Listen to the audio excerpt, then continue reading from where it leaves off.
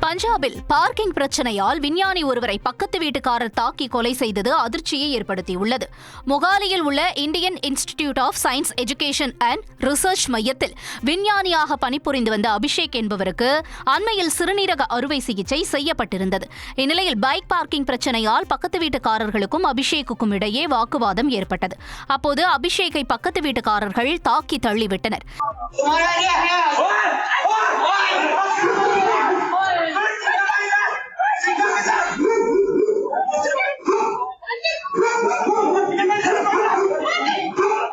இதில் படுகாயமடைந்த அபிஷேக் மருத்துவமனைக்கு கொண்டு செல்லும் வழியிலேயே உயிரிழந்தார். இச்சம்பவம் குறித்து போலீசார் வழக்கு பதிவு செய்து விசாரணை நடத்தி வருகின்றனர். சிதம்பரம் நடராஜர் கோயில் தீட்சிதர்கள் மீதான வழக்குகளை ரத்து செய்ய சென்னை உயர்நீதிமன்றம் மறுப்பு தெரிவித்துள்ளது.